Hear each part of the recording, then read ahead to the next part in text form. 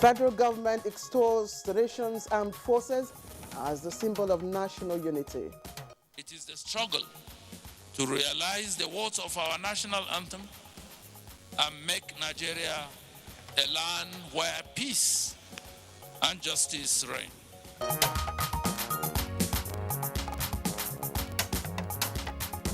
ECOWAS closes borders with Mali in response to delayed elections by military junta.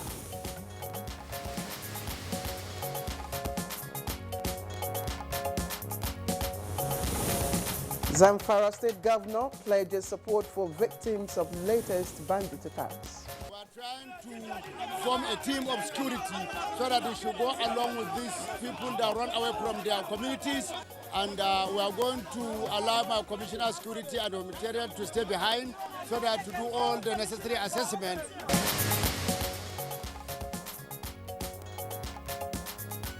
On Good Morning Nigeria today, we shall discuss the war against insurgency.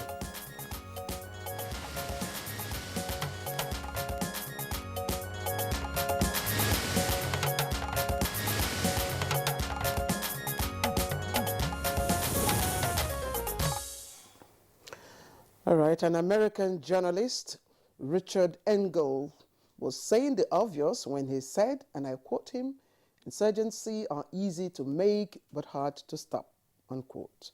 And of course, that captures the Nigerian scenario where so much has been achieved in the fight against insurgency, but the menace itself is a hydra-headed monster.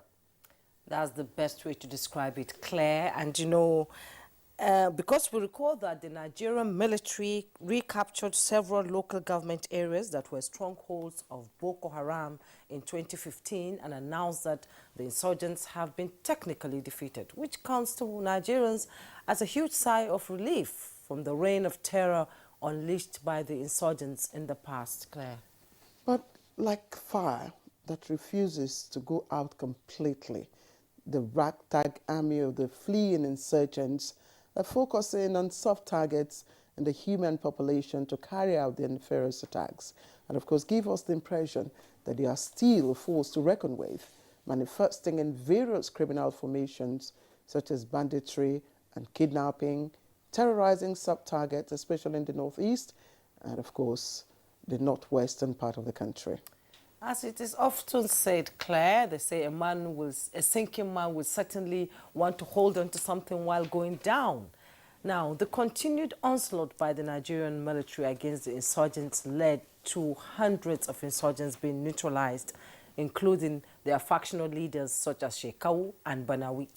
Also, scores of the terrorists have in recent times surrendered, and many more are still surrendering to the superior firepower of the Nigerian troops in a renewed vigor to win the fight against insurgency.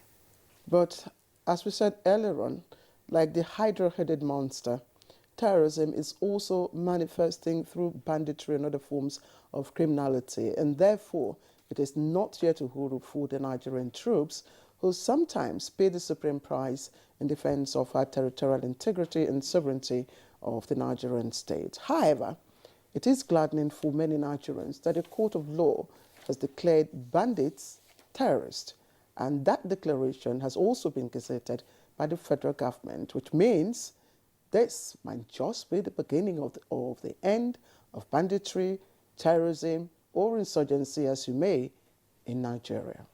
Hopefully, we pray. Hopefully, too. Hopefully, we pray. Hopefully. The Commander-in-Chief of the Armed Forces, President Muhammadu Buhari, has done the needful and all that is required in terms of motivating the troops with equipment such as 12 Super Tucano fighter jets procured and imported into the country, and improved welfare for the rank and files, especially those in the front line. All these measures are projected to be game changers in the fight against insurgency in the country. So Nigerians and indeed the international community cannot wait to see the end of insurgency in Nigeria, as there cannot be meaningful development without peace in the country. And indeed, there are so many issues that we get to deal with, including COVID. So what are the challenges and the prospects in the fight against insurgency? That will be our focus on Good Morning Nigeria today. And as you can't reliably trust us, NTA, We shall be having the top, brass of the military who command the troops and other analysts also giving us their perspective into the progress being made so far in the war against insurgency. You certainly don't want to miss our show today. So on this note, I welcome you to Good Morning Nigeria. As always, at the beginning of the working week, I am Claire Adilabu Abdulrazak. Indeed, you won't want to miss this edition of Good Morning Nigeria. I join my colleague Claire in welcoming you to the program. But we have our complimentary segments to back up our conversation. And, well, before the news starts, let's get Ifeoma to smile and say good morning. Ifeoma, it's good to see you. Happy New Year. Good morning, Jumai. Happy New Year, and good morning, Claire. Here is the morning news. As a country with cultural diversity, the Nigerian Armed Forces remains the symbol of resilience, unity, and progress of the country. Vice President Yemi Osinbajo, represented by Secretary to the Government of the Federation, Boss Mustafa, echoed this at the 2022 Armed Forces Remembrance Day interdenominational church service held at the National Christian Center, Abuja. To realize the words of our national anthem and make Nigeria a land where peace and justice reign. And every victory that our armed forces reap through their immense courage and toil in the teeth of danger serves to bring the new Nigeria into being. ECOWAS leaders have resolved to close borders with Mali and as well impose economic sanctions on the country. This is in response to the tactics of the military authorities who had toppled democratically elected government to delay elections earlier scheduled for the 27th of February this year. The Malian Transitional Authorities is proposing to hold the elections in December 2025 instead of the agreed dates. But after hours of deliberations by the ECOWAS leaders at an extraordinary summit in Accra, Ghana, the leaders found the proposed timetable for the transition unacceptable. In a communique, members agreed to impose more sanctions, which include the closure of land and air borders with Mali, freezing of the Malian state assets in ECOWAS central and commercial banks, and the suspension of non-essential financial transactions with immediate effect. Meanwhile, Vice President Yemi Osinbajo has described as unprecedented the actions of the ECOWAS against unconstitutional takeover of power in the region, stressing that this is no longer fashionable and unacceptable. Speaking to newsmen after an extraordinary summit of the ECOWAS Authority of Heads of State in Accra, Ghana, the Vice President says the Commission has shown that it has not lost its bite and the concern about democratic enterprise in the ECOWAS region, which is the reason for the sanctions against Guinea and what is proposed against Mali. What is being done is what is unprecedented. In the years gone by, the Africa Union, or then known as the Organization of African Unity and ECOWAS, never came down heavily on coups d'etat. But it's evident now that there is very strong resolve that ECOWAS and indeed the AU, and in fact the international community, would not accept unconstitutional takeovers of government in the forms of coups d'etat and other such unconstitutional means of taking over authority. So it's very evident that there is very strong resolve, which is why we're here today. And back home, a wildlife conservation campaign that will coordinate multi-stakeholders' efforts aimed at protecting wildlife in Nigeria has been launched in Lagos by the Minister of State for Environment, Sharon Ikazo. Customs has come up with a lot of seizures of ivory and pangolin skills, and this is all part of our collaborative effort. And we're coming up with a national strategic plan on illegal wildlife trade. President Muhammadu Buhari will embark on a state visit to Ogun State on Thursday, January 13th, 2022. In a statement by the Chief Press Secretary to the Governor, Kunle Shomori, the President during the visit will inaugurate some of the infrastructure projects executed by Governor Dapo Abiodun. The statement adds that President Buhari will be welcomed at the Gateway City Gate Monument Park, Shagamu, interchange at 10 a.m., where the first project will be inaugurated. Apart from the Gateway City Gates, other projects expected to be inaugurated by the President include Ijebu Ode Mojoda Epe Expressway and 2 housing estates, the 527-unit low and medium Kobakpe housing estates, and the Highbrow 83 duplexes at King's Court Estate at Oke Mosang, Abeokuta. Zamfara State Governor Bello Mohammed has reassured the communities recently attacked by fleeing bandits in Anka and Bokuyum local government areas of the state that government is committed to addressing the humanitarian crisis arising from the unfortunate incident as efforts are being intensified towards achieving lasting peace. The governor made the remark while on a sympathy visit to the ravaged communities where 58 persons have been confirmed dead. Security, so that we should go along with these people that run away from their communities, and we are going to allow my Commissioner of Security and Humanitarian to stay behind so that to do all the necessary assessment before taking them back to their respective communities. That's the news for now. Good morning, Nigeria continues with Jumai and Claire after this break. This is Good Morning Nigeria, broadcast live on the network service of the NTA. And we're moving on to our next segment, which is business news, and Kunle Adeye has it. The federal government has stated that the recovery of the economy will be paramount in the execution of the 2022 budget, saying the 17.127 trillion naira budget of economic growth and sustainability will improve the general living conditions of Nigerians. A professor of capital market, Uche Uwaleke, said implementation of some aspects of the budget is inevitable. The government to focus more on implementing the capital component of the budget.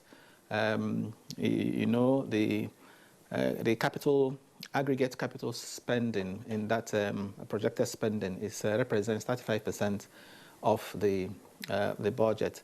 That's an increase over what we had the previous year, and as a matter of fact, over what we've had, for quite some time. So it's important that the capital component is given attention, because as you improve infrastructure, roads, power, rail, okay, they have a way of rubbing off positively, on the economy in general. I would also want government to give attention to the agri sector. That's important because that's what will help to reduce the level of inflation we have in this country. Inflation rate at 15.4, you realize is more of food. It's the food components that is food inflation that is actually driving inflationary pressure. So if we can bring down food inflation, okay, inflation rate will come down. He emphasized that the intervention of the Central Bank of Nigeria in the agricultural sector should be scaled up. With business news, I'm Kunle Adeye. Thanks, Kunle, for the business package. Next is newspaper review.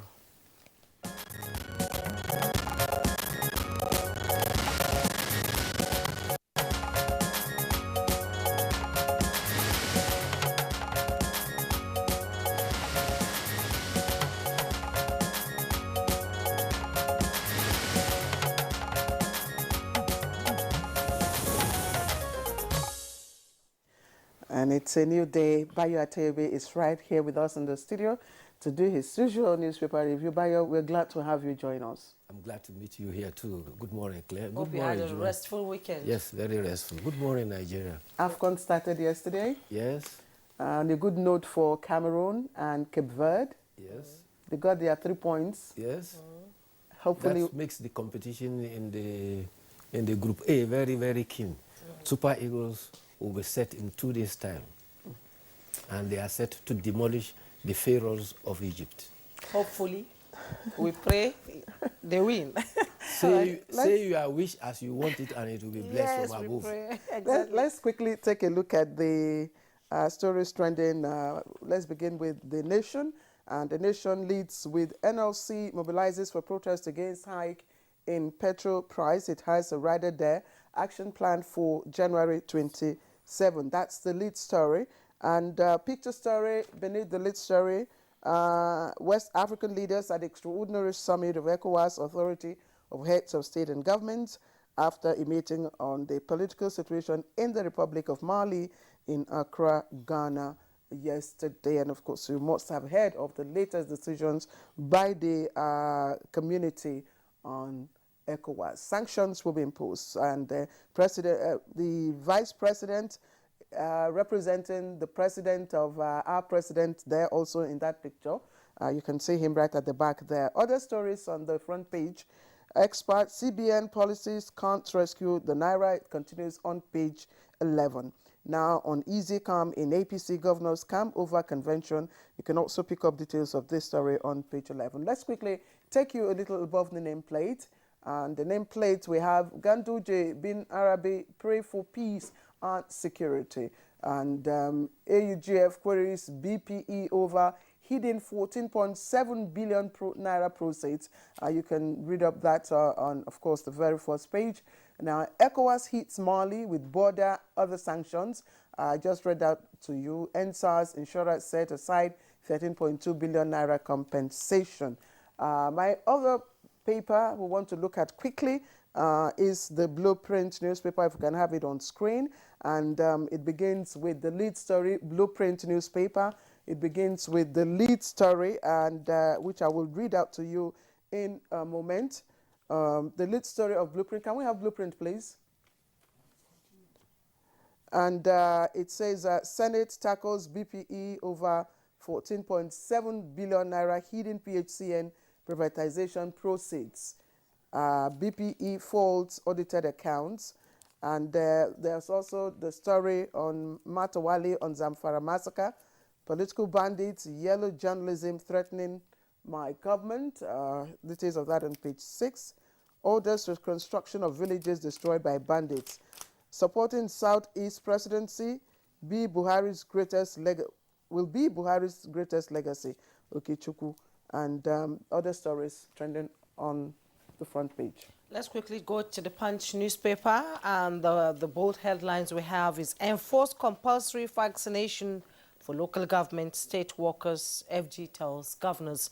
And with riders, MPHCDA urges states to set up mass vaccination sites in markets, orders, vaccination grounds at 4.2%, 38 deaths recorded first week of January. At the side piece of the Punch newspaper, convention, APC awaits peace panel's report. Aggrieved members list conditions. Details on page 8. Kuka's invitation, summon Gumi for hobnobbing with bandits. Christian youths tell DSS. And above the name piece of the Punch newspaper, Senate probes 14.7 billion Naira PHCN privatization fund in secret accounts. Capital importation falls by 1.68 trillion, says CBN. FG issues Lassa fever alert. Death toll hits 102. Cases now 4,632. At the top of the Punch newspaper, FG excessive borrowing from CBN threatens exchange rate orders. That's a report coming from the, and you find the details on page 23. And the picture story you see there, the Nations Cup that just began yesterday. Mola, the mascot of the Africa Cup of Nations, during the opening ceremony of CAR 2021 football tournament at State D. Elembe in Yaoundé. Bayo, quickly. Thank you. Let's start with the good news that is coming from Zamfara. 30 students of the Federal Government College, Yaoundé, Kebbi State, and one teacher were released yesterday. They gained their freedom over the weekend. This brings to 73 the total number of students that has been rescued so far. 3 teachers have also regained their freedom. About 102 persons, comprising 94 students, 4 teachers, and 4 non-academic staff were abducted from the college sometime in June. Special advisor to security of the governor, Colonel Rabiu Kamba, retired, says efforts are on to secure the release of the remaining in captivity. The 30 students and the teacher are to undergo medical screening and support before they are allowed to be reunited with their families. President Muhammadu Buhari has condemned killings of scores of people in villages in Zamfara by escaping bandits. In sympathizing with the survivors, the president said the army, the air force are working together to get rid of the criminal gangs that are reigning a time of terror over the states. Similarly, Governor Bello Matawalle also visited the Emir of Anka and Emir of Bukuyum, in whose area domain the attack took place. The Emir of Anka, Alhaji Atahiru Ahmed, said 22 persons were killed in his domain, while the Emir of Bukuyum, Alhaji Muhammad Usman, said 36 people were killed. The governor, however, was very livid because the media had reported that families were claiming about 143 persons were killed.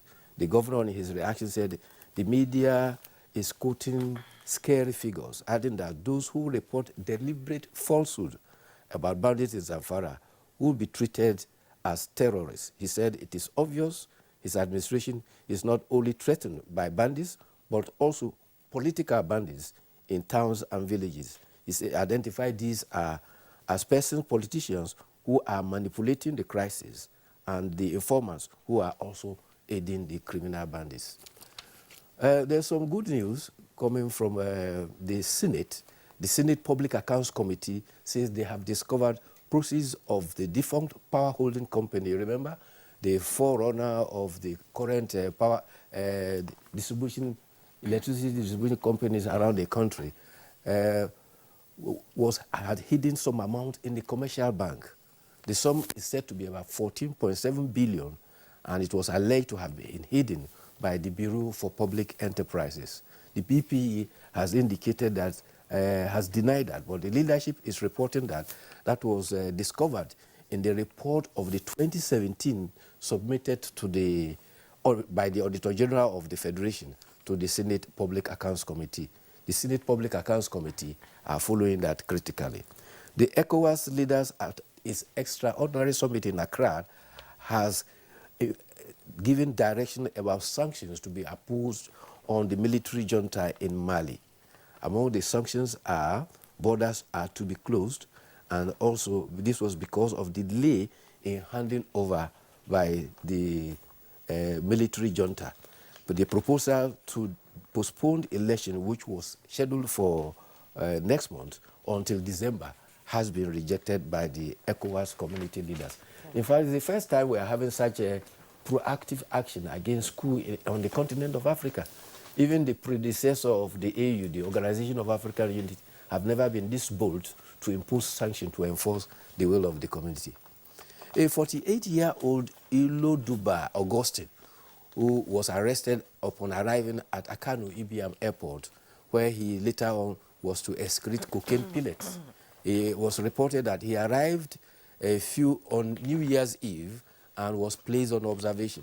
He had now confessed to a drug law enforcement officer that he actually ingested 58 pellets before he departed Sao Paulo in Brazil. He excreted 48 of them in Addis Ababa and sold them to about 1 million to be delivered to a Kenyan. He continued his journey to Nigeria, where he still had 10 pellets. He said he was hoping to sell those 10 on the streets of Lagos. And at Mina, a 500-level student of the Federal University of Technology, Mina, has been arrested at Gidam Kwano with quantities of what is described as loud and tramadol. And also in Otukpo at Jada Hotel, a 21-year-old lady, Shido Ben, was arrested with cocaine. She had traveled from Abuja to sell the illicit drugs in Benue State. And in Benin City, a fake security agent was arrested. He had imported what has been described as drug chocolate and these pellets they sell for children in secondary school into the country from Canada. It's a scary situation we find ourselves in, Yes. and I'm glad that the war against drugs is sort of succeeding, and we see a lot of arrests, and I believe that it will reduce the intake of these drugs by our youths, which practically destroys them. Yes. Okay, Bayo, thank you so much for coming. Thank you Good for morning, having me. Nigeria. We appreciate your time. We'll take a break now. When we return, our conversation on war against insurgency will begin. Don't go away.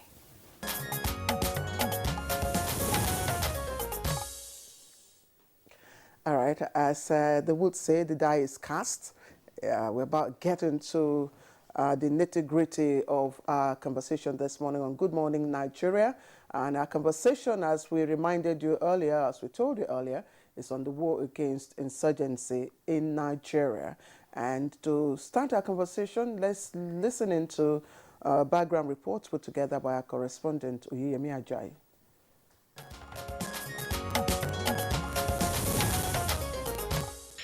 Boko Haram insurgency, kidnappings, banditry, and other criminal vices are negative realities bedeviling the country for about a decade. Tackling these challenges headlong, the federal government made significant progress in the fight against insurgency by reclaiming the strongholds of Boko Haram in several local government areas in Borno State. The armed forces proceeded to decimate the insurgents, leading to the killing of factional leaders Chekau and Banawi. The acquisition of sophisticated firepower by the federal government, such as the purchase of $593 million worth of military equipment, which consists of 12 Super Tucano A-29 surveillance and attack planes, among other weapons, aided the fight against insurgency, and the terrorists are now surrendering in droves. Insurgency is, however, manifesting in other forms such as banditry and kidnapping, with the fleeing terrorists resorting to attacks on soft targets in the human population. The federal government in 2021 secured the declaration of bandits as terrorists in the bid to deal a final blow to the enemies of the state. This move has brought a lot of positive results, as many kidnapped victims have regained their freedom, with a lot of the bandits and kidnappers killed during confrontation with the military. In an exclusive interview with the Nigerian Television Authority, President Muhammadu Buhari confirms that his administration is capable of ensuring a more secured Nigeria before handing over in 2023. He also pledged continued support for the military in terms of provision of equipment and welfare to discharge their constitutional role. Dealing with the militants, if people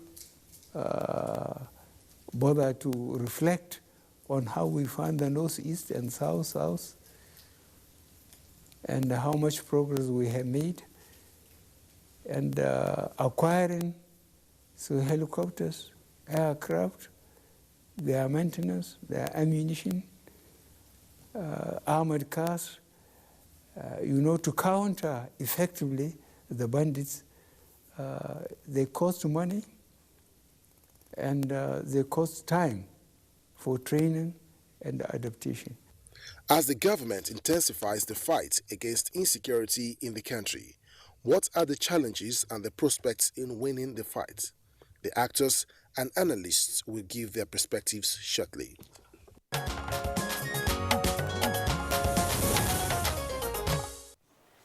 And we have people who know to discuss this topic. And let me first introduce our guest, General Lucky Urabo, Nigeria's Chief of Defense Staff. You're welcome to Good Morning Nigeria, General. Thank you. Thank you. And also joining us in the studio is Dr. Kabir Adamu, a security risk management expert and regular security analyst on Good Morning Nigeria. You're welcome to Good Morning Nigeria, and compliments of the season to you. Thank you, Jumai, and same to you. All right, joining us from our Jos studio is Sabila Joshak. He's a retired Deputy Inspector General of Police. We always appreciate you, sir, and compliment of the season. Thank you for having me. And we also like to formally, even though we had exchanged pleasantries when you came into the studio, but Happy New Year to you, General. Happy New Year and to you. Congratulations officially. Thank you very much, Claire, and Thank you for having me. I'm delighted to be here. All right. It's good to see you. Okay, so let's begin with, I'd like to begin from when your promise, your oath, when you were appointed as the CDS, and you promised to, I want to read out some part, within a short time, offer an inspiring right leadership, and of course, that you will in no short time take action that will significantly add value to the security disposition across the country. Those were your promises. Correct. What's the update so far? Well, before I go to the optics, I'd like to use this opportunity to thank Nigerians and to also thank veterans. And I'm sure you know that this week marks the climax of the Armed Forces Remembrance Day for the year 2022. I'd like to pay very glowing tribute to our veterans and, of course, our colleagues that are serving for the very wonderful works that they've done throughout the years and, of course, currently, and they'll continue to do. The year 2022 or 2021, in retrospect, and, of course, in the light of the promises that I made when Mr. President appointed me as the Chief of Defense Staff, remains true. And I'd like to say that true to the promise and with the commitment of all the officers and men of the armed forces, along with other security agencies, we've been able to stabilize the security situation across the country. No doubt, it's not yet time for Uhuru. There's no doubt about it. There are quite a lot of mileage that we need to cover. But I'd like to say that where we are right now is far better than where we were at the time that those promises were made. And I want to also perhaps help to reflect on the Yuletide season that we just celebrated. You can recall that it was a peaceful one, and I'm sure you know that the enemies of the state are never, of course, at rest. They're always not asleep. And of course, for us to have had an extensive and very elaborate and peaceful period, there are men who, of course, have been up without sleeping to ensure that the rest of the citizens sleep. So I want to say that, yes, those promises as they were made remains true, and we'll continue to work very assiduously to ensure that in this new year we'll upscale our activities, given the experiences that we've had, to be able to ensure that within the length and breadth of our nation, that peace will be restored totally. This is a commitment, and I'm glad that Mr. President re-echoed it, and of course the support that Mr. President has given to us is enormous, and he has also pledged, of course, to give greater support. And I think that for this year, 2022, there's greater goal that holds for everyone within the security, subsector of our nation. So this is perhaps what I need, and I believe that as we progress in this interview, we will That's the story so far. Yes. That's the story. Yes. You know, Claire, when you came to Maiduguri, that was when he said Boko Haram has been technically defeated. That was exactly when you were in the studio. You said it, and technically defeated. Where are we now? Well, for the Northeast operation, of course, the results are very clear, and I'm sure you know, as we've reported in the past, that currently we have over 22,000 that have defected to government forces. That didn't just come because they chose to defect. It's by virtue of the impact of our operational engagement that have led to that. And I believe that for those who are in the Northeast, they will have, of course, been seeing the manifestations of the impact of the operations and how a lot of impact have been made. And of course, in the review that I listened to earlier on, of course, you also heard that the two key leaders of Boko Haram and ISWAP were taken out in the year 2021. And that, of course, at some point when I was interviewed, whether Banawi was dead, and I said he was dead and he remains dead, and certainly cannot rise up. And so there are a good number of other of the senior leadership of Boko Haram and ISWAP that we have also taken out. So currently, Northeast remains on the trajectory of returning to normalcy. And this is precisely what is part and parcel of our plan, to strengthen our resolve, to strengthen, of course, the operational plan that we have. And of course, given all the platforms that have come, I believe that, true to our plan and objective, that it will be achieved. When you made that remark, and indeed we had you right here in the studio to speak on the issues, on successes, on your efforts, you were the theatre commander of Operation Lafayette Dole. And in your words, here right here in the studio, you said we have won the war, but not the peace. Correct. Those were your words. Are we still trying to win the peace? Because we already talked about stability. Correct. How far have we, what efforts have we made to winning the peace? Peace is a process. It's not an end state. A process in the sense that within the matrix, and I'm glad Gabriel is here, is an analyst.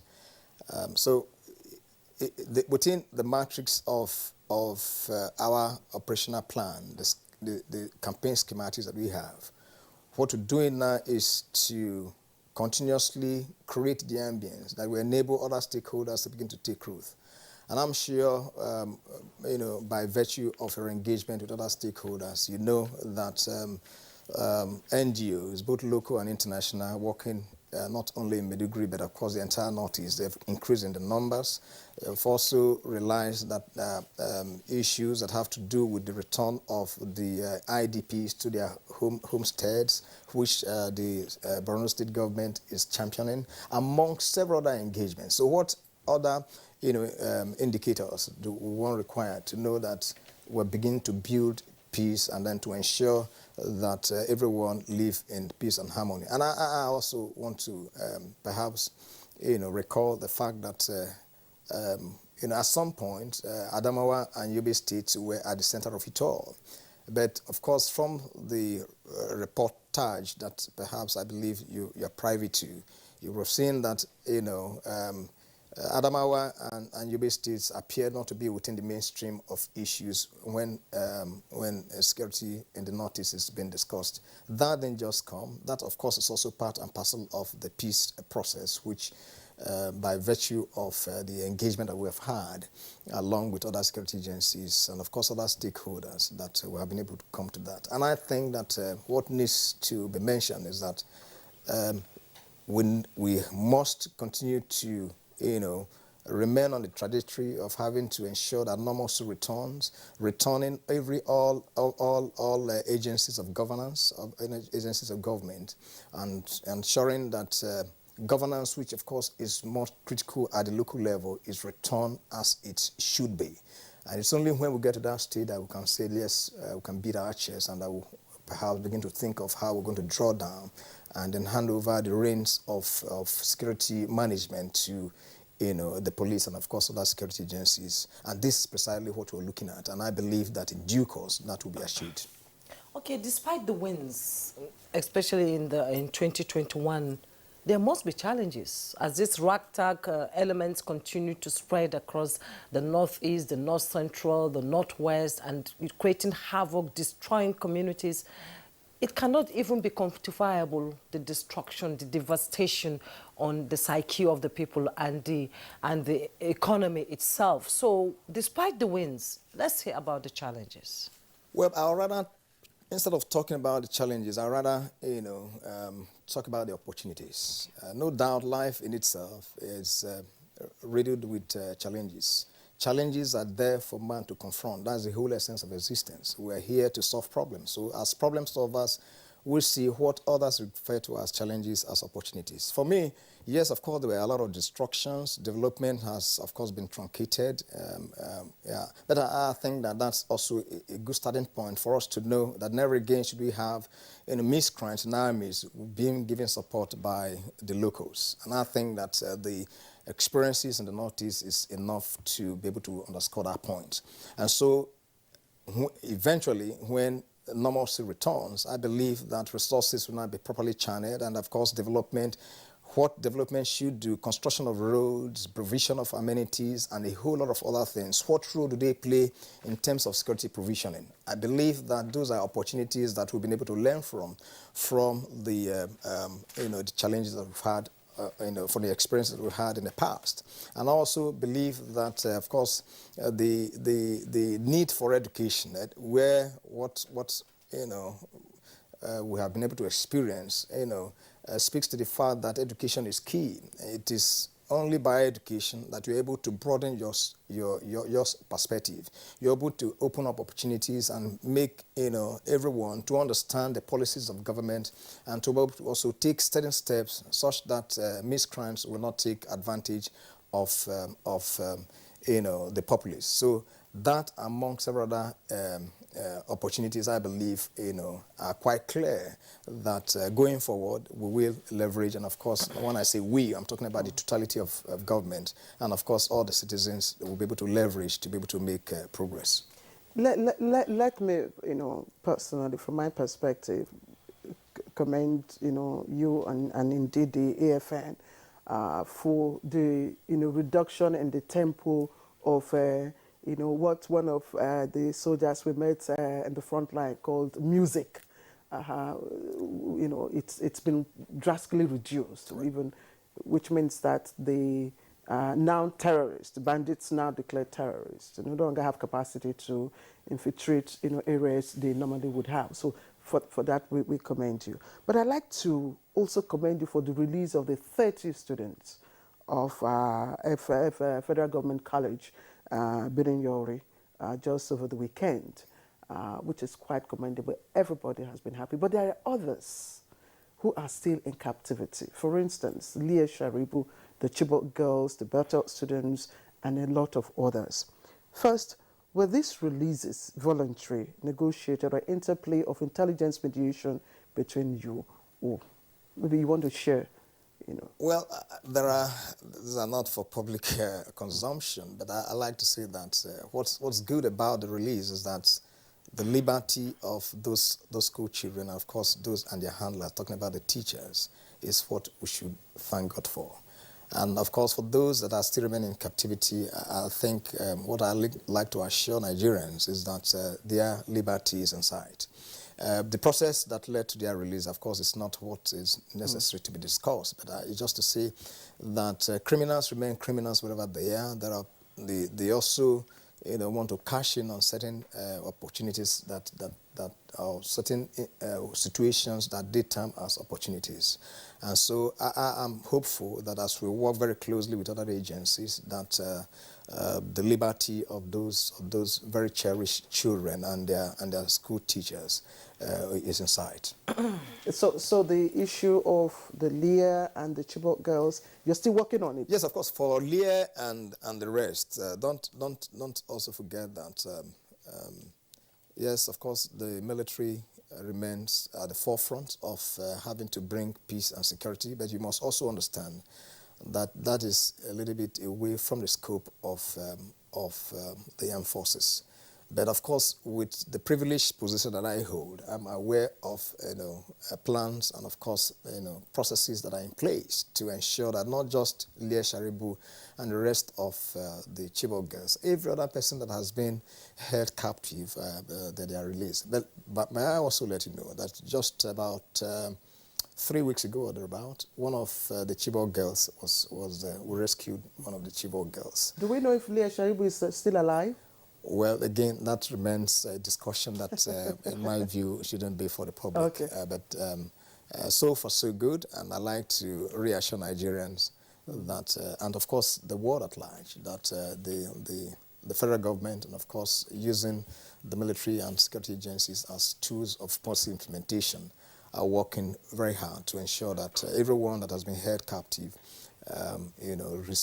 regain their liberty and freedom. Okay, before we join our other guests, let me ask you this question. Is the military now in Nigeria fighting a global war? Of course. I mean, Nigeria is part and parcel of the global system. The international system, of course, is bedeviled with transnational criminals, criminal elements, and some who have also developed criminal franchises. And so currently when you hear of Islamic State in West African province, it's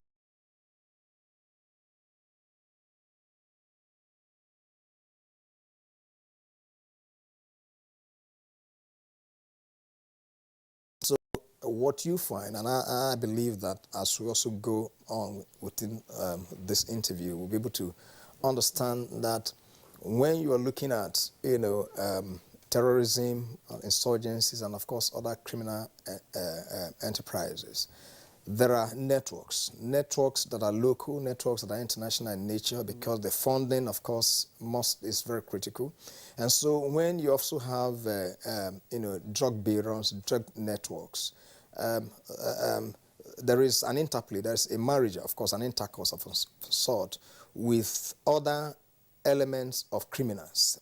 Criminality comes in very different shades and forms.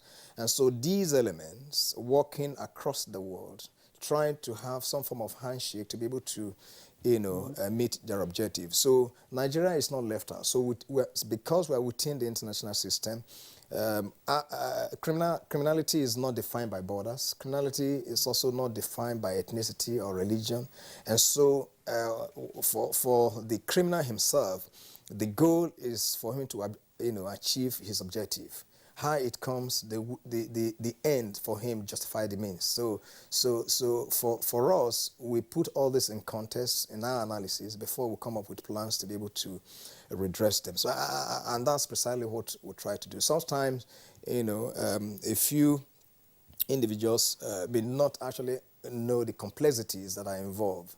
But of course, opportunities such as these help to illuminate the complex situation and that attends to these issues. And so when the results are not coming as expected within the time frame, of course it's by virtue of the complexity that's involved in bringing out solutions to it that perhaps leads to extension of timelines in terms of meeting of operational objectives. But I must say that so far so good. It's been, of course, a good period of new knowledge, new experiences, and of course new partnerships, which have now put us in better stead to be able to forge ahead and of course increase the steam. And I'm hopeful that Nigeria certainly will continue to have a sigh of relief in terms of peace and security related matters. I'm still talking about the collaboration between ISIS and Boko Haram that gave birth to ISWAP. Yes, of course. I mean, like I said, this interplay, this intercourse between different criminal elements remains the key. Of course, you recall that when ISIS was dislodged in Syria, and as well as their engagement, the engagement of Al-Qaeda in various parts of the world, especially in the Middle East.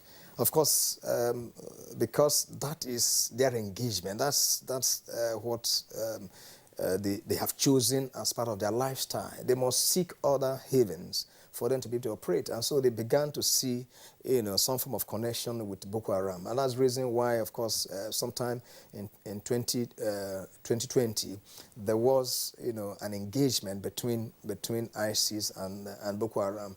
And of course, also leading to the movement of those criminals into the West African province. And so they created the Islamic State in West African province, to which Boko Haram, at some point, aligned themselves with.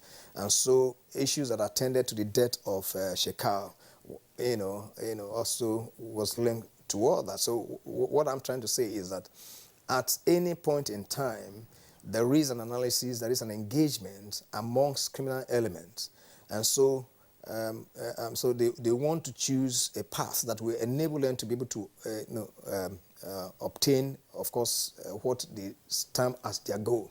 But for us as government security agencies, we must factor all this, of course, working in partnership with our global partners to ensure that the indices are properly factored and proper plans are made to be able to redress those imbalances. And then, of course, this is precisely what has led us to the gains that we've made thus far. Okay, you started off by commending, your men. men on the field, in the air, and all that for, you know, the success so far.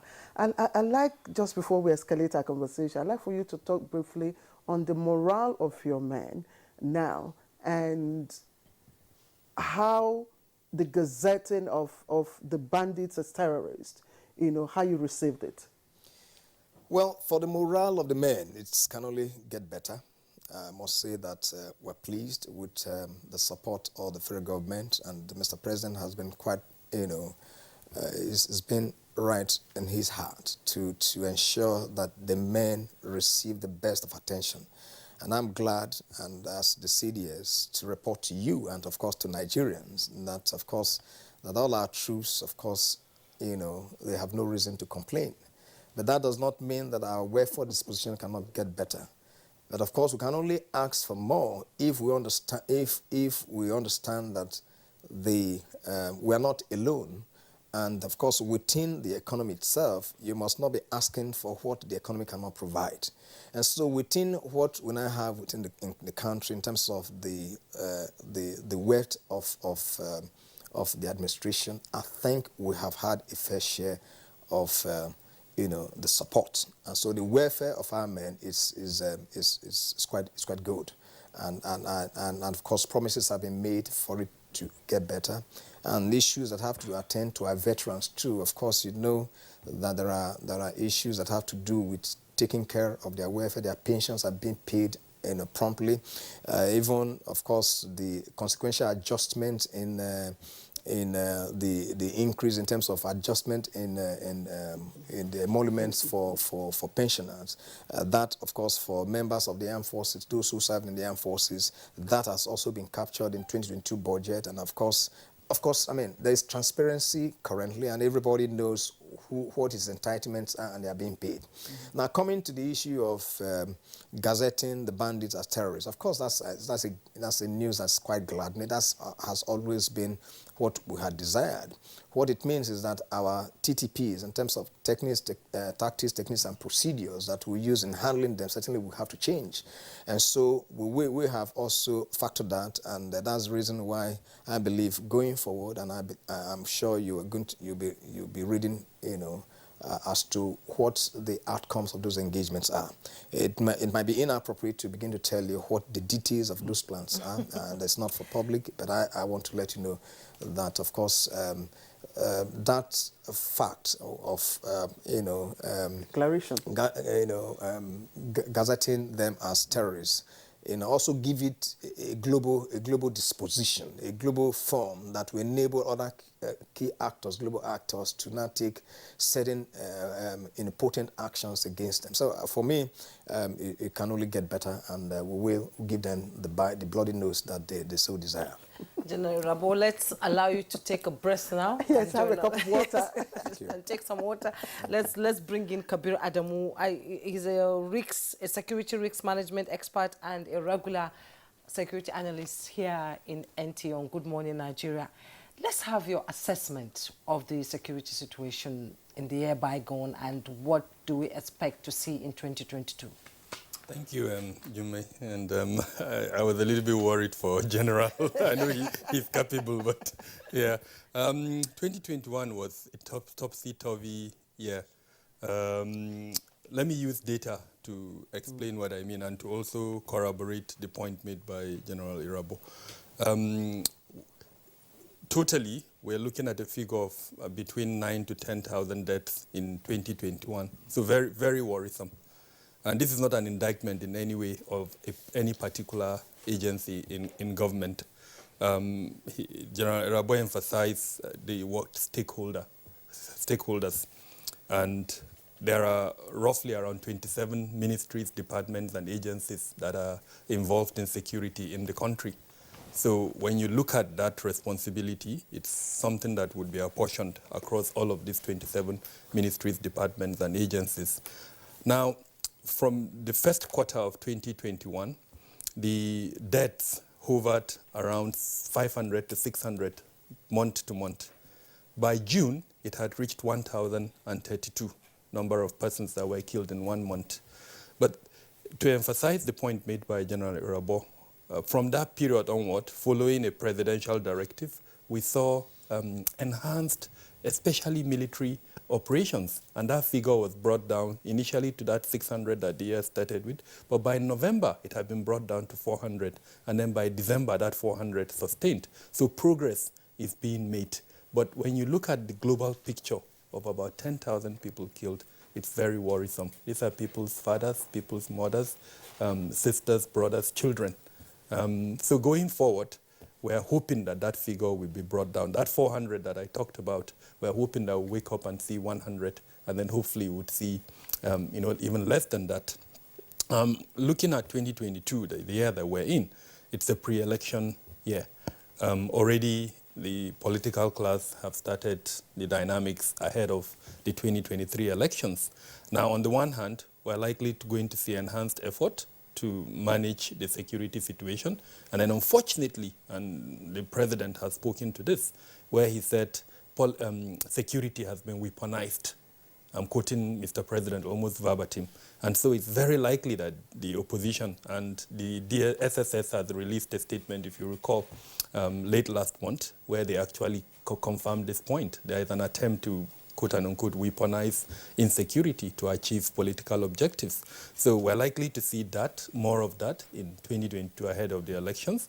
So all of these 27 ministries, departments, and agencies, I believe, if I'm going to mention a few things that I hope to see, which already looking at the budget for 2021 and the budget for 2022, there were elements that indicated that intelligence gathering, especially data, one of the key points that has arisen from the modern day world is data, rules the world.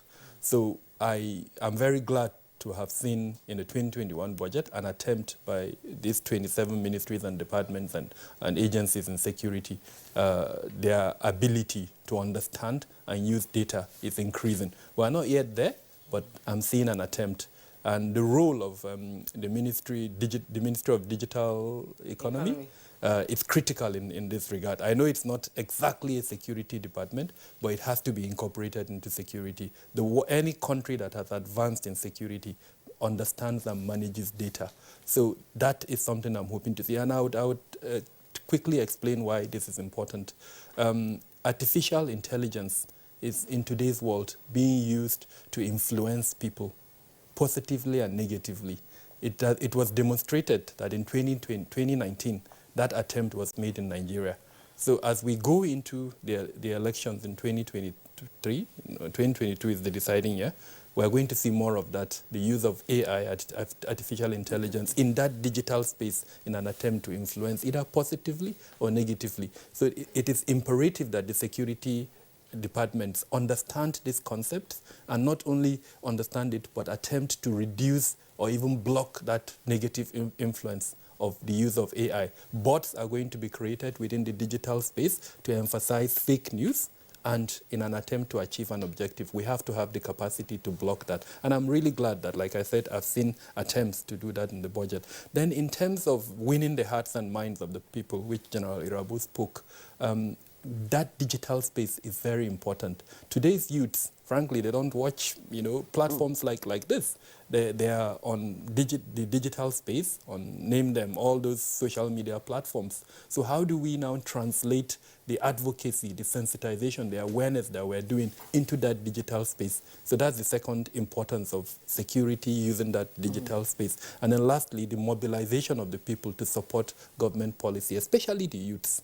So many aspects of this. I think that digital space is important in that regard. So going into 2022, this year that we're in, I'm hoping to see more of that, although with a degree of concern about manipulation of that process. So I think there must be a balance here and there.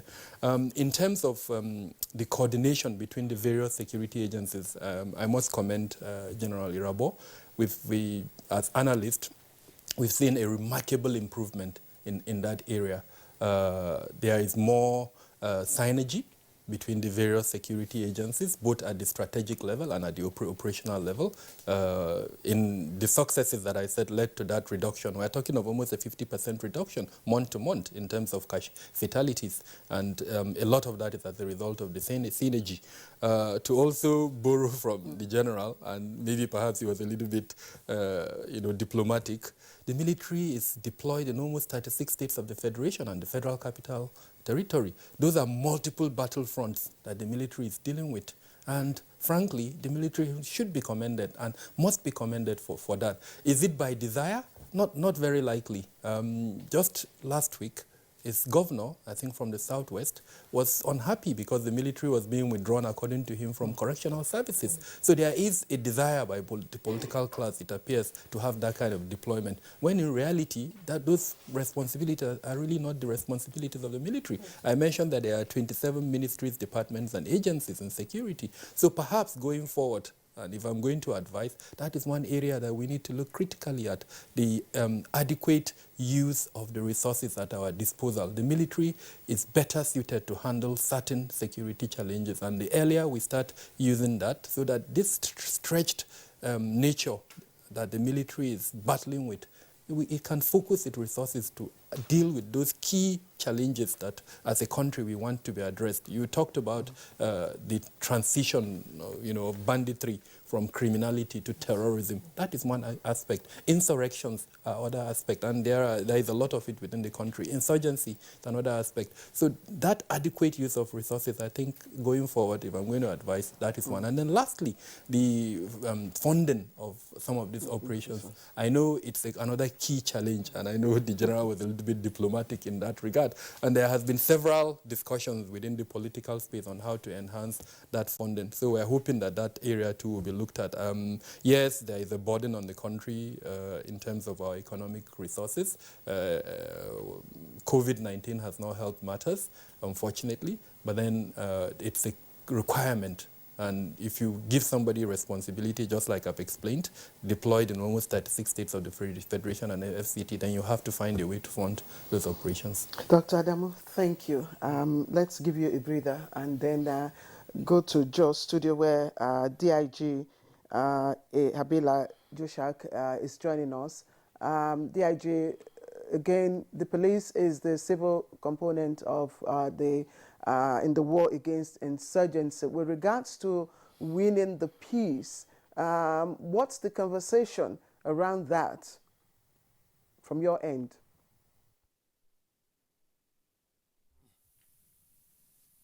What we've had this morning is true, and it's very, very exciting. It is true that the Nigerian police has demanded constitutional responsibility of ensuring the safety of people and their property in a state. Here again, we have the military driving the engine because of the escalation of the nature of the insecurity in this country. The Nigerian police also is not actually pushed aside, but they are also operating side by side. With this achievement and with this effort so far, it is important that the Nigerian police should also be repositioned and re-strategized, so that as soon as a place is cleared, it is the responsibility of the Nigerian police to occupy that place and also to ensure that that place is not retaken. We also need to also ensure that the Nigerian police also be looked at, so that the intelligence gathering will be sufficient enough to be able to puncture some of the plans that are placed on the table by these bandits or these terrorists, so that it can be bossed before it's been implemented. This lack of getting intelligence from the community, because the community also must build confidence in the Nigerian police. And that's why we're insisting that the police must work with the community where they are. And they must be very frank and open. And when the confidence of members of the public in such communities is built up, they will be able to open up and volunteer information. There is no incident that has happened that one or two of the people in that community must have heard about. But because of fear and apprehension, because of lack of trust, they are likely to hold back. But I can see now that the Nigerian police, you could see the response of the Nigerian police in terms of trying to curtail these incidences and insecurity. And so I advise that the government also should look at that and make sure that what the Nigerian police require to be able to hold a place that has been cleared by the military and also build confidence in members of the public so that intelligence and information that will flow through them will be verified and become an intelligence so that this operation can go smoothly. Okay, Joshua, can you tell us what does the police require to be able to re-strategize and, you know, work towards ensuring that the civilian population are safe? What do they need now? The Nigerian police needs to have equipments,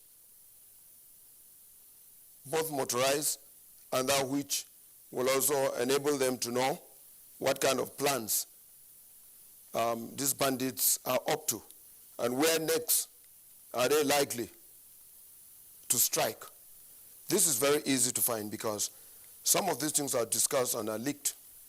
But because of the inability of the police, in terms of their number, in terms of some equipments, the ones that are reasonable enough because we know of the economic performance and the challenges. If that is done, then the Nigerian police also themselves must be able to build trust in the community so that whatever that is likely to happen, like I said, will be let known to them. And some of the things might not require large budgeting, but there are some that will require.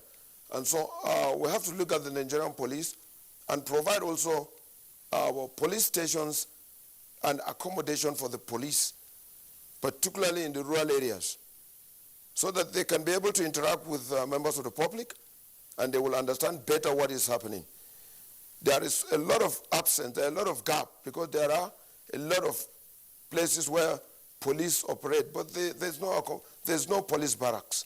And so when there are no police barracks, when there are emergencies, the DPO or the area commander or the commissioner of police find it very difficult to get the men to respond at short notice.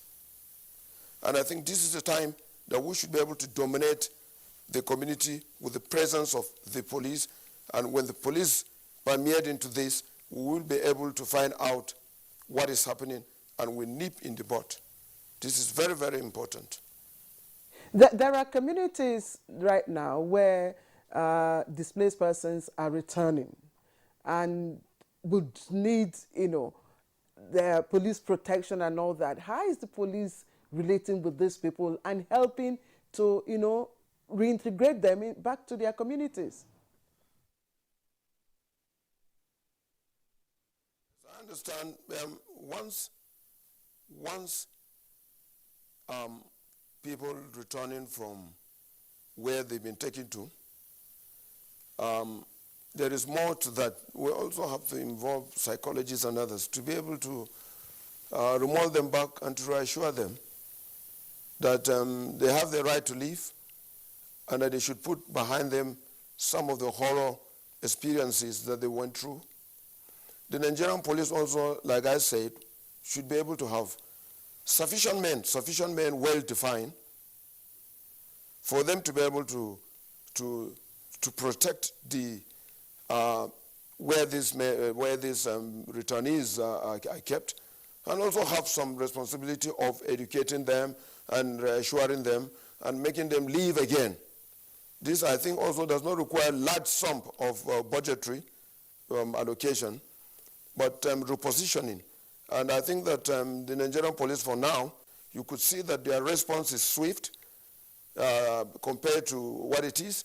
You could also see that they're also trying to key in with what the military is doing. And I think that there's a lot of effort that have been put on, and there's more to come. And I believe that it is a matter of time that these terrorists will be weakened.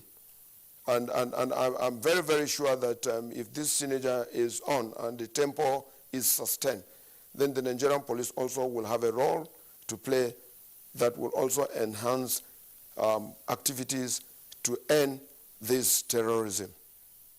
Okay, Habila Jasak, thank you so much. We'll come back to you in the course of the program. Let's now return to General Lucky Urabo in the studio. We're just talking about equipment and what the police needs to ensure that they can re-strategize and make sure that they are able to make communities safe, because that is actually their role. Let's come back to the military. Severally in the past, the Nigerian military has complained of lack of equipment, you know, to effectively prosecute this war. But now, we've seen so many out there with the Tucano, super jets, fighter jets, and other equipments procured for the military. Hopes have been raised, and we sort of smell, you know, the sweet smell of victory. But are we there yet? Well, thank you very much. You're right that quite a lot has been provided for the military. You're equally right that in the past we have complained about lack of equipment. But earlier on, I alluded to the fact that challenges are just opportunities. So what the narrative is currently is to begin to see some of those things that have, constituted as, challenges to be opportunities. No doubt that the military requires more. If you, and I'm sure perhaps this where, analysts like Kabir, Dr. Kabir and others will come in. Within the military, there's what we call table of equipment, organization and equipment. In a layman's language, and to bring it home right here in the studio. Here in NTA, you have a setup. In this studio, for example, you have those who must work here, and what set of equipment that must be here for what is being discussed here in the studio to be heard across the world. Now, if you have only 20% of those requirements, then of course you are not going to be as effective as it would be if you were at 75–80% optimum. So the provisioning that I've had over the past years for the military, and I want to be very categorical for the year 2021, has been quite massive. But we are not there yet. But then we are glad that we've gotten them. Where we want to get to is a level, and that's, of course, the promise that Mr. President has given to us, and he's working at that. And if you look at the provisioning for the 2022 budget, you can see the trajectory. But it's to say that we do not want to see the military go into an area and remain there in perpetuity.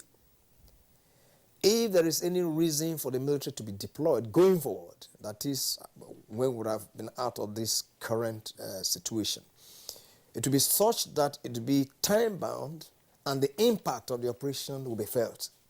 It is not where we'll be given reasons for failure. So that certainly it's what we want to there is no, where lies my honor and dignity as a commander? If, of course, I go into an area, rather than come out with success stories, I'm telling stories. But of course, those stories came because the fundamentals were actually missing. And that's the reason why, by the framework of the plan and provisioning plan that has been made, is to see us to get to that level of operational efficiency, of course anchored on the right training, the right logistics, equipment, in terms of equipment, of course the maintenance of those, and of course other enablers. Then of course you now begin to see a professional status of an armed force, that when it's given when the commander-in-chief gives any directive that to that extent, then of course you'll be able to see quick results in you turning around the situation and making sure that the objectives are engaged. And this is precisely what we're doing, and we're on the right course. I'd like to assure you. And why I'm making these explanations is that, the country is large, the stakeholders are many, and so sometimes you are forced to begin to speak to the inner workings of these agencies and, of course, what the government intends to do. Even though details are not necessary, but sometimes you need to explain the process so that when you're talking about apportioning resources, where, of course, you know that for the basket itself, the pot, there are many hands entering the pot. But what does each hand, what do they take out from that pot is what matters. It is only an understanding of this situation that will enable other hands to say, look, let us be a little bit circumspect as to what we desire from that pot, because we need to give priority to other hands that should play the role. I'm sure you know that security is very pivotal when you're talking about development. And also development also plays a key role when you're talking about security. But chicken and egg, which one comes first? So in this circumstance, I believe that greater priority is being given to the security subsector, the military being the chief in this sense. And then, of course, at some point, of course, other agencies and other sectors will now begin to take a larger chunk because the military and, of course, the security agencies would have been able to stabilize and ensure that they can easily fill in the gap as they do come. So, coming back to you, we're not there yet, but we're sure on the path to getting there. Okay, now, I'm sure you must have heard, read, or watched on TV when people talk about, sometimes they say the bandit terrorists now, or the kidnappers, or are better equipped than our security forces, or that someone somewhere, has not pressed the, button for something to be done, given the impression that, somebody is actually, there seems to be some form of interference in your activities. Before now, in 2015, you were taking orders. Now, the orders falls at your table. Correct. Is there any form of interference in the activities that you do? Certainly not. And that's the reason why, again, taking liberty of this forum to redress some of those narratives that you hear out there. I've also come to realize that because we are not there yet, of course, anyone can make any claim. And so it is when things are not completely how they should be, that, of course, those who are affected certainly will have to, express their inner feelings, of course, their frustrations in various forms. And part of those expressions could be that, look, the military is being told not to take certain action. And I laugh at such. But again, you can only understand with them. And, of course, I feel pain that, there are things we should do that we've not been able to do. It's more painful. Do you know the pain that I feel when any of my soldiers, they are killed, and I go to the hospital to see those that are wounded in terrible conditions? In fact, this is the reason why, if you observed, for the past couple of weeks, we've been creating programs to appreciate, our men that are serving, and we call it tribute to our troops. We needed to appreciate them, to let them know that we feel their pain, and, of course, urging Nigerians to support our cause. And I'm glad to report that, of course, that Nigerians in their numbers are supporting our cause. So this is the issue. Nobody, Mr. President, has given a mandate, and he keeps recurring it. Each time we go for a National Security Council meeting, he expresses, says, look, you go all out there and deal with anyone who is an enemy of the state. Those who do not want peace to return. How best do you want? What more do I need than to when he gives that express mandate to me and, of course, to the service chiefs and all the heads of security agencies when we go for such meetings. So for me, it is to know that I have the backing of the commander-in-chief, And I also have the support, of course, of all Nigerians in this enterprise. But again, I'm also, experienced enough to know that even within the polity, within, the environment, there are those who are not so much of friends as they appear to be. And there are those, of course, those who have been fighting, talking about the Boko Haram terrorists and other criminal gangs. Who are they? Many of them, of course, they are Nigerians. 99% of them are Nigerians. Of course, because, Dr. Kabir and the rest of his colleagues, they have analyzed and termed, the kind of war we are fighting to be asymmetric war. It's not impossible that out there, outside of this studio, I will be meeting those who could come to want to pledge support, actually not working in our interests. They could be working our purposes with us. But of course, it is by virtue of, the technical resources that are available to us that will enable us to, yes, that's intelligence in a nutshell, that will enable us to be able to distill those who are friends and those who are enemies. Even within the international system, there are those, of course, who want to perpetuate, an abnormal situation within the country to further their own ends. And we saw that happen during the election, for instance. Of course. In the U.S. Of course. That, that's part and parcel of man's existence in it. So it's for us as a people to understand that those who have been saddled with certain responsibilities, we must give them we must trust them, and we must give them all the support that is necessary. So there's that does not also obviate the need for them to carry out certain analysis and ensure that they are on the right course. Transparency is key.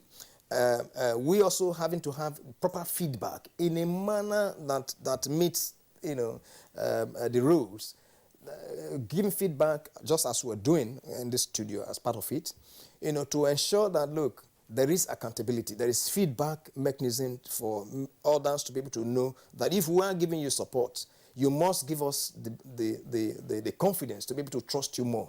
And so it's a win-win thing, and that's precisely what we try to do, such that at the end of the day, come on, we're all Nigerians. Exactly, we're all here. Nigerians. We're working for Nigeria, and we're working for ourselves. So why will I not want to be effective? Why will I not want men and women of the armed forces to be effective? Because our kith and kin are within this space. So I tell people that, look, when you make accusations, know that first and foremost, I am only an individual out of members of my family, my nuclear family. The members of my nuclear family, don't you think that they are first beneficiaries of my effectiveness? And if I'm ineffective, don't you think that they are also victims, that will be victims of my ineffectiveness? So also it is for every member of the armed forces and of course all the security agencies. It must be viewed from that context. If it is not, then we begin to read meanings and all that. Those who have been elected, again, there is a mandate on them. And then we have given them that trust, because what we have done is, electing people to position of leadership is actually you entrusting them with responsibilities. And so you must wholeheartedly believe that what they are doing is on course. If there's any reason to doubt them, of course, when the next time for them to be voted out, then of course you vote them out. But you must understand, and not for you to begin to read meanings and believe and just conjure all manner of inanities, all because you believe that enough is not being done. So bringing it back home to the military, I'm saying that every man and woman that you find in the armed forces, they are there for a purpose. There is an oath of allegiance, and we remain faithful to the oath of allegiance. And we cannot, for whatever reason, for whatever gain, want to go against that oath of allegiance. And I'm using this forum to appeal to Nigerians to begin to give greater support. Of course, they've been quite wonderful, and I can only ask that we escalate that support that we've received thus far. And I want to also thank every one of you who in the media, and of course Kabir and all his analysts, because sometimes they also put us on our toes. They help us to rethink and then try to make further analysis to certain actions that we're undertaking. Indeed, General, we'll come back to you on other issues before the program runs up, but we need to take a break now. When we return, more on the war against insurgency conversation. Don't go away. You're welcome back, and our discussion today is war against insurgency. Let me join Dr. Kabir Adamu. In every crisis situation, there are silent backers. We've seen, exposure of people who have been backing insurgents, bandits across the country. Just last year, we heard about Beirut Change arrest, people who have been laundering money for these insurgents. But we've never, up till now, between the synergy of the judiciary and the military, so we've not seen a single high-profile case that has been prosecuted. Why is that? There are a lot of reasons, unfortunately, for that. And I take us back to 2015 during the inaugural speech of Mr. President, when he cited one of the reasons, evidence gathering by our law enforcement agencies. No matter how much a judge hates my face, if during the prosecution evidence was not presented to him to tie me to the offense that I'm being presented to him for as a suspect, he's not going to find me guilty. So that's key. At that time, Mr. President promised he was going to build evidence labs in all our security agencies. So that's key, the ability of our security agencies to gather evidence during the arrest process and then to present that evidence to the prosecutor, who will now go ahead and show the guilt, as it were, of the suspect. It's key. There are several instances, and I'm glad that before we went on air, you talked about inviting the Attorney General of the Federation. I think the synergy I spoke about, there needs to be an improved synergy between the Ministry of Justice and our security agencies, so that ab initio, the security and law enforcement agencies, during the training phase, they understand the correlation between the gathering of evidence and the prosecution of suspects. One, celebrated case that we all know is the case of Evans. He's yet to be convicted. How many years down the road? When he was arrested, some of us stayed back and said, no, this is wrong. We saw how evidence was being tampered with the phones, as an example, that he was using. The police officers that arrested him were touching those phones with their hands. No gloves on site. The house where they arrested him, you could see the number of persons that entered the house and touched virtually everything. So how are you going to present evidence to the court when you've tampered with the evidence? I like citing this case, and this is something that happened, to me directly. I saw it. The vehicle that was used in the Nyanya bombing in 2014, if I remember precisely, the person who investigated that case was able to retrieve the steering wheel of that vehicle after the bomb went off. He dropped that steering wheel on his table. If you enter the office, he points to the steering wheel and tell you this is from the vehicle. Which is evidence. The natural tendency is you will touch it. So the evidence destroyed. So this is the point I mean. There must be some form of collaboration between the Ministry of Justice and our law enforcement agencies, and then training should follow to explain the importance of evidence gathering, evidence preservation, and intelligence is also key to this. In today's world, of course, this is something that is traditional to intelligence. You have the human intelligence, you have the technical intelligence, you also have some components of signal in all of this. So bringing all of this together, I believe we need to go back to our training schools, look at these key areas, enhance the capacity of the various players within that sector to gather evidence that would assist. The role of the EFCC, the role of ICPC, the role of NFIU in both intelligence gathering and the presentation and preservation of evidence is key in this. But beyond all of that, the deterrence element within our criminal justice system is key here. When you don't prosecute, then frankly, the would-be criminal sees it as an opportunity. Kidnap, we're probably going to discuss kidnap in the course of this interview. When we started monitoring kidnap as far back as I think 2009, the figure we're seeing was 200. It grew to about 400. Last year, it was 4,000. Kidnap has become a high-yield activity and low risk. So persons are gladly, as it were, joining the industry and the supply chain that kidnap has become for the purpose of benefiting from it, because frankly, the level of prosecution is very, very, very low. The young person who decides to go this traditional and livelihood, which is livestock rearing, he'll probably spend 20 years, and at the end of the day, he can only show, let's say, 5 million for those 20 years. The person who goes into abduction would probably show 100 million, and the likelihood of him being prosecuted is very slim. So that deterrence element within the criminal justice system, unfortunately, it's not strong at the moment. We need to strengthen it so that they would be criminal who decides to go into criminality knows that he's going to be arrested and prosecuted. Right now, they don't, because prosecution is at a very low level. So I think to an extent that answers your question. There are several other factors. I've not spoken about our value system. That keeps me up at night. That's a whole topic for conversation. Exactly. Yes. Dr. Dawu, thank you. Let's also bring in Habila Joshak to also speak to the issue. When you were speaking earlier on, you sounded as if the police is an orphan in the whole component in the fight against insecurity.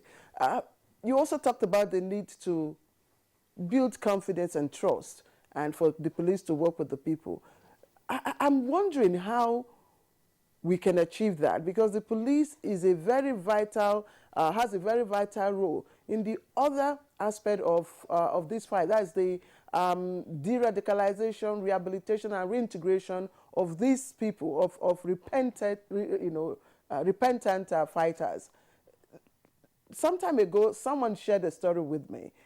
She was, going by road from the south, to Abuja. And just a few kilometers into Ondo, they narrowly escaped, being hijacked. And then they drove into a police station to complain. And according to her, the response of the police there was that there's nothing we can do.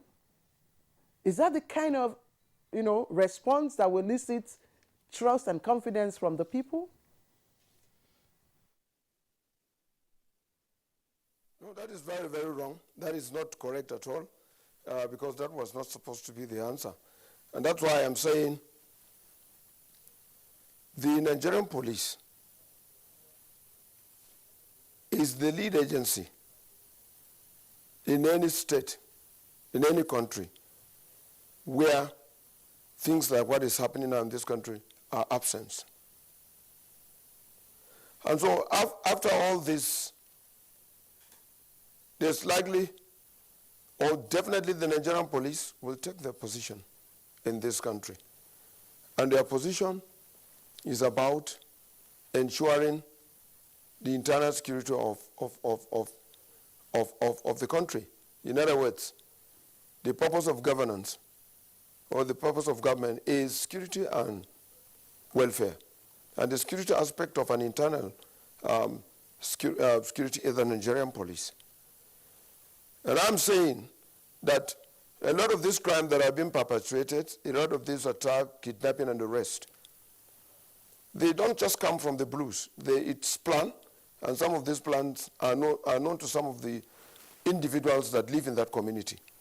Those individuals should be able to approach the Nigerian police so that the Nigerian police can nip in the bud what exactly is about to happen. And in other words, if the members of the public have built trust and confidence in the Nigerian police where they live together in that community, they will definitely walk to the police officer and tell him of the plan of these criminals. And before they happen, we will know. It's not possible for people to come from nowhere without getting their core criminals within that community to kidnap in the school or in secondary schools or in schools and take them out and trekked out. All this planning, there are compromises, and these compromises are done by other people around that area, giving them information as to when to come and when to strike. And so when you put in the police In those days, we used to have a police post found in the real rural area with officers and men. We also have a police station also in the rural areas with more population. And then the police division. The police division are found in the local governments and beyond the local government. And when you have the barracks and keep those people there, definitely whatever that is happening in terms of crime, such police officers will be aware of all that is happening. In other words, they will be able to mix and stay with the people and cross-fertilize ideas, and some of these things will not be happening. And that's why we're saying that the Nigerian police is quite a large population, but the basic equipments must be provided. You can see in Zamfara the role they're playing, and in most of the flashpoints, they are trying to rise up to the challenge, and they're also working with the military. And I'm saying they can do better. They can do a lot of things. They can prevent a lot of things before they occur when you give them simple, basic, necessary tools. These are tools that they must be able to have so that they can function well. These are not luxury, but we're asking for the things. And you need to have the police in all these rural areas. You need to have them in the communities. And when they stay in the community, members of the community will understand them well and trust them. But when you have people coming in from somewhere to operate, the members of the public are not very free to share ideas and to tell them some of the things that they have seen and they have heard. And so these are some of the things that I said we must go back to the basis to re-establish all these police stations. When there are incidents in some local government, it becomes very difficult for the DPO and the chairman to control because the men are not residing there. The men are far off somewhere, and you can't get them to respond to distress call at short notice. But when you have this division, you have this police station, then all you need to do is to blow whistle and call for emergency operation. And within a very short period, there will be response. We need to go back to the basic. Okay, thank you so much, Abila Josak. We appreciate your contribution. General Irabo, this conversation we're having, talking about communities contributing to the fight against insurgents and all that, we cannot finish this conversation without talking about the civilian JTF and their contribution to the fight against insurgency in the Northeast. On a final note. Well, thank you very much. You're very right. The civilian JTF, they played a very critical role. But for a better understanding, it actually forms part and parcel of the community policing strategy, which I believe is very key. Yes, for the Northeast, they've been called civilian JTF. Actually, they are part and parcel of this, if you like, vigilante system, wherein they form component of the community policing. And I think this, in my view, should be promoted across the country, not necessarily for them to begin to carry arms, but of course to be organized in such a manner that they be able to provide, accurate intelligence to the armed security agencies for them to be able to do the job. Going forward, I believe that the Inspector General of Police is very keen on this. We meet regularly in my office, and I know what plans that he has, and a whole lot of structural changes and plans that he is making in this regard. And I believe that going forward, Nigerians will see better policing of our nation in due course. And one thing too, perhaps I need to also add here is, it is what you see that you will get. Nigerians should begin to see good policing. They will get good policing. When we begin to make pronouncements, because those who are policemen, they didn't come from a different space. They are from amongst us, the same way for the members of the armed forces. So Dr. Kabil talked about value orientation that we have. It is within the values of the nation, the generality that the police have been able to take. And there's also a threshold below which they can't amend anybody. So these are things that are not just within the purview of the police, they are also outside of the purview of the police. The general public must understand that it is what you see. So we must begin to envision better policing, and it is only from that context that we'll be able to empower the police mentally for them to be able to change their orientation and give us better value for the investment that we've made. But I want to tell you that the current Inspector General of Police actually is doing quite well. I mean, we interact almost on a daily basis, and I can tell you that if only we can get greater support. Because for me, I mean, as the CDS, I also desire that we have a more professional and enhanced police in order to reduce the involvement of the members of the armed forces in policing duties. And for that purpose, we have decided to give all the support that police requires to enable them to function optimally. General Rabo, honestly, I wish we could go on because there's so much to talk about when it comes to fighting insurgency. It's not just in the northern part, but you also have the IPOB activities. You also have the farmer headache clashes in other parts of the country. But we actually hit our time target, and we don't want to keep you any much longer. General Lucky Rabo, Nigeria's Chief of Defense Staff, CDS. It's a pleasure to have you on our program. Good morning, Nigeria. It's my pleasure to be here too. Thank you. We also have Dr. Kabir Damo, Security Risk Management Expert and regular security analyst on Good Morning Nigeria. I know you have so much in your tummy to give out, but please just keep it. We'll have another edition and we'll bring you. Thank you as always. My pleasure. Thank you for having me. All right. Habila Joshak, a retired Deputy Inspector General of Police, who joined us from our George studio. I keep forgetting that you are retired, but not tired. Thank you very much for joining us on the program. All right, let's take a look at sports now. Host nation Cameroon tournament underdogs Cape Verde both kick off their Africa Cup of Nations campaign with a win.